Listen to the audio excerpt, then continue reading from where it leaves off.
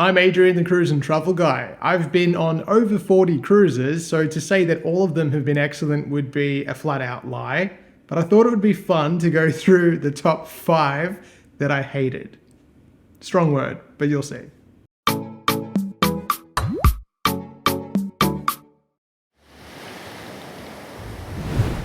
In 5th spot is Pacific Sun. This ship sailed with P&O Australia, and I know that many of you are really fond of this ship. In typical P&O fashion, she was transferred from Carnival over to P&O Australia. I went on board in early 2006 with a group of friends, and there was just something about that ship that I could not stand. In particular, I have a very distinct memory of one corner of the buffet smelling like old milk, like it was embedded in the carpet or something. There was no promenade deck on the ship. It just felt like a box. Tugboat? Something not nice. Anyway, I still had a good time, but I hated that ship. In 4th spot, and it might surprise you, was a 2-night cruise that I took on Ovation of the Seas. Many of you know that I love smaller ships, but big ships and mega ships like Ovation of the Seas can offer so much more in terms of onboard attractions and facilities, which is really fun. The problem is when you're on a 2-night cruise and everyone on the ship wants to take advantage of every attraction, rightly so. It meant that on board, it felt like chaos. I think a ship like that really requires at least a week on board to take full advantage of everything and gives everyone a chance to kind of get on, take their time and not feel like they have to rush and do everything all at once. Basically, all over the ship, we experienced queuing. The worst of it had to be one morning when we were going to breakfast. I don't remember what time it was. It probably wasn't very early, but we jumped into the elevator to go up to the deck where the Windjammer buffet is. And as the door opened, the queue for the Windjammer was in front of us and it kept going. If you know the layout of the ship, the elevators are not super close to where the entrance to the buffet is, but we took one look and went straight back down. After that, we thought we'll go to the Solarium Cafe, which is the little bistro that is in the adults only area, but everyone can go. And we walked in, there was a bit of a line, but not as bad as the Windjammer. And in the queue, one of the chefs or restaurant managers came around to inform everyone that they had run out of food. I don't really know what that meant because we did make it in and we were able to eat, although the selection did seem a lot smaller. So I'm not sure if that's what he was trying to say. But either way, it wasn't an amazing experience. Particularly on sail away day, I think we waited about 45 minutes at the bar just to get a drink. So it was just everywhere, and I think the crew were really overwhelmed with the number of people on board. We also stayed in a 2-bedroom suite on that cruise, taking advantage of, the luxury of that for a 2-night stay.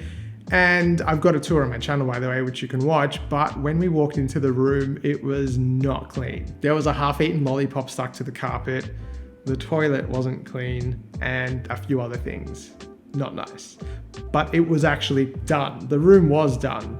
It was all addressed on board and it was fixed, but that one still stands out as being not great. I will say though that that was the first cruise for 2 people in our group, both my sister-in-law and one of my best friends, and they still loved it. So I think if you didn't know any better, it was still a great time, and we did have a great time, but I know better, and that was not normal.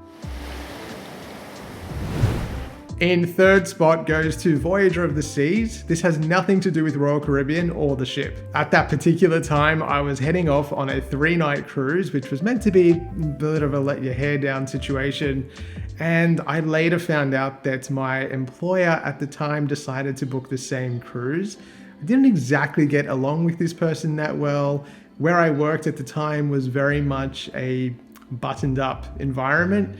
And so to then go on a cruise effectively with my boss was not really up there on the top list of things that I wanted to achieve in my life. It didn't ruin the cruise, but it definitely made me avoid certain things and places, and it ruined the cruise. I didn't like that one at all. But I did get back on Voyager in early 2020, just before you know what, and I'm really glad that I did because I ended up loving that ship really a lot. In 2nd place, we have Pacific Adventure. This was the maiden cruise from Sydney. In its simplest form, this ship was not ready to sail. I think they probably needed at least another 6 weeks or so. We learned during boarding that some of the specialty dining options were not operational on our cruise, and from memory it stayed that way for quite a while. Additionally, we had booked the Byron Beach Club suite. I wanted to experience that and bring that to you because it was a new thing for P&O and a new facility that they were offering, and that really was not functional either. From memory, the pool was closed in that area and there were a few other things that just weren't right. But the worst of the issues was the plumbing. In our cabin in particular, we had one of the aft suites and the toilet wouldn't flush, would overflow, all sorts of things. It wasn't great. We also couldn't regulate the temperature of the shower. So there was no way to change the temperature of the shower from anything other than boiling hot. Little hiccups like that are not the end of the world, and the fact that we were given another cabin to shower in and use as a bathroom basically was great, because I know that a lot of people didn't get that. And that had nothing to do with me, by the way. That was Michael. He went and dealt with that at reception. But that was great. But I know that other people didn't get that opportunity, because I had heard later on in the cruise from other people that had a similar issue in their bathroom that they pretty much had to go to the public bathroom overnight. Not a really great cruise experience. But in number 1 spot, we have Cunard's Queen Elizabeth. For me, this one was the worst and ranks as the worst cruise that I've ever taken because of the promise and then the complete under-delivering of said promise. I've made a full review so you can watch more about that on my channel, but effectively, if you're going to advertise a 5-star white glove service experience, then you need to deliver. There is no doubt in my mind that Cunard has the foundations for a good cruise experience.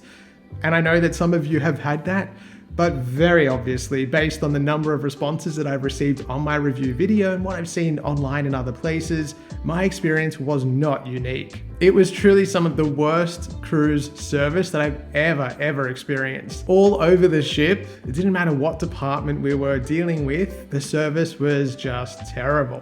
And we were in a Princess Grills suite, which is sort of like their mini suites equivalent. And not that that should matter, but I still would have expected something better. And I hope you know that my level of expectation for cruising and service on board is not super high. It really has so much to do with the service experience that's being promised and then being delivered or not delivered. That cruise was really enough for me to not want to cruise on Cunard again, although I would give them a try on something like the Transatlantic, purely because it is such a rite of passage for any cruise lover. I also have to give a special shout out to the water on Carnival Luminosa. The tap water and the water served like the ice water jugs around the ship tastes like mold. You know that mildewy smell? That was throughout all of the water on board that ship. So it was bottled water for me after that. I don't know if you've experienced that if you're on board, let me know. Well, that's it for something a little bit different on my channel. I do want to stress though that I still loved all of these cruises to some degree. Being on a cruise is amazing and I don't take it for granted, especially after living through the pandemic shutdown. But likewise, that doesn't mean that everything is always perfect, and sometimes it's fun just to have a laugh at some of the things that don't quite go right. It's not the end of the world by any measure, and it is important to know that a bad day on a cruise is still usually better than a good day at work. And if you're looking to book a cruise, you can head to my website, thecruiseandtravelguide.com.au. If you haven't done so yet, please give me a follow on Facebook and Instagram at Cruise and Travel Guide, where you can stay up to date with all of my travels as they happen. Thanks again for watching, and I'll see you soon.